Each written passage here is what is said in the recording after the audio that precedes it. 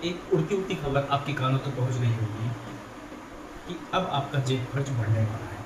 आखिर क्या रीजंस हैं कि पेट्रोल और डीजल के दाम बढ़ते हैं? अभी हाल फिलहाल में 16 सितंबर से देखा जाए तो यानी आज के दिन से अगर मैं आज वीडियो अपलोड करूँगा तो आज के दिन से पेट्रोल के दाम 1.46 रुपीज़ और डीजल के दाम 4.79 रुपीज़ बढ़ जाएंगे। इसका असर आपके सीधे जेब खर्च पर पड़ेगा। आखिर क्या रीजंस हो सकते हैं कि पेट्रोल और डीजल के दाम बढ़ रहे हैं? क्या सरकार डायरेक्ट इनके दाम बढ़ा देती है, या पेट्रोल पंप्स ये सब इनकी वजह से ये दाम बढ़ जाते हैं? जी नहीं, इसके पीछे रीज़न बहुत सारे हैं। तो चलिए जानते हैं शुरू से कि क्या रीजंस हो सकते हैं कि पेट्रोल और डीजल के दाम इंडिया में दिन ब दिन बढ़ते जा रहे हैं और क्या कारण हो सकते हैं।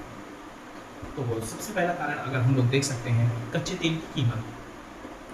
भारत अधिकतर तेल इम्पोर्ट ही करता है, जो कि अगर विदेशों में कच्चे तेल की कीमत या डिमांड हाई होती है तो ये खर्च भारत को भी उठाना पड़ता है।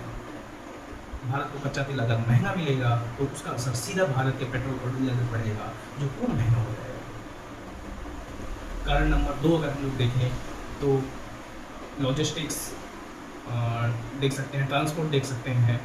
ट्रांसपोर्ट, अगर तेल भारत में आ भी गया, अगर उसको लॉजिस्टिक्स और ट्रांसपोर्ट महंगा है, उसको स्टोरेज तक ले जाने के लिए, पेट्रोल पंप तक ले जाने के लिए अगर ज़्यादा खर्च उठाना पड़ रहा है तो उसका असर भी हमारे तेल, पेट्रोल और डीजल पे पड़ेगा। और तीसरा कारण हम देख सकते हैं, मुद्रा विनिमय दर, मतलब एक्सचेंज रेट।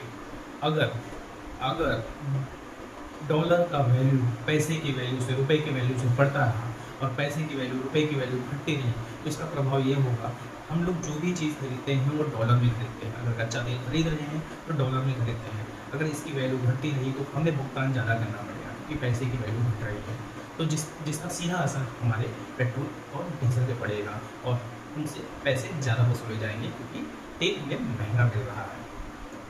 और चौथा कारण अगर हम लोग ध्यान से देखें तो इसके पीछे एक और रीज़न हो सकता है कि ऑयल बॉन्ड्स और पास्ट लाइबिलिटीज़, मतलब पुराना ब्याज अगर सरकार का बाकी है, किसी कंपनी से, किसी देश से तेल खरीदा हुआ है तो उसको भी चुकाने में कभी कभी सरकार पैसे चुकाती है, जिस वजह से इसका असर पेट्रोल और डीजल पर पड़ता है और हमें उसका भुगतान करना पड़ता है।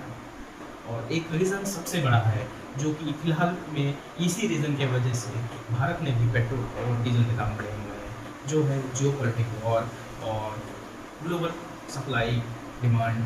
मतलब देखा जा सकता है वैश्विक स्तर पर अगर कहीं युद्ध चल रहा है, अगर वो देश तेल सप्लाई करती है तो वो तेल सप्लाई बाधित हो जाएगी, जिससे क्या होगा, अगर हम वहाँ से तेल खरीद रहे हैं तो वो वहाँ से बाधित हो जाएगी, तो जो कंट्रीब्यूशन तेल सप्लाई में कर रहा था वो देश, वो बंद हो जाएगा, जिससे क्या होगा और भी देशों के ऊपर दबाव बढ़ेगा, डिमांड बढ़ेगी, तो वो चीज़ें महंगी रेट पे बेचेंगे, जिसका असर सीधा हमारे देश पर पड़ेगा क्योंकि हम सारी चीज़ डॉलर में खरीदते हैं और डिमांड जब हाई होगी तो सप्लाई कम होगी, सप्लाई कम है तो डिमांड हाई होगी। जियोपॉलिटिकल वॉर चल रहा है, युद्ध चल रहा है, डिमांड ज़्यादा बढ़ गया, प्रोडक्शन कट हो रहा है लगातार।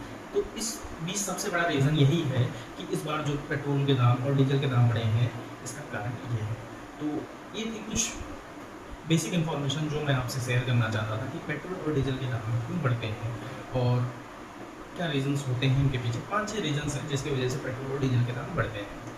और देखा जाए तो दिन पर दिन दाम बढ़ते जा रहे हैं क्योंकि डॉलर का भी वैल्यू बढ़ते जा रहा है और रुपये का वैल्यू बढ़ते जा रहा है, तो ये रीज़न भी बहुत महत्वपूर्ण है। तो चलिए चलते हैं, अब नेक्स्ट वीडियो में आपसे मिलेंगे, तब तक के लिए जय हिंद।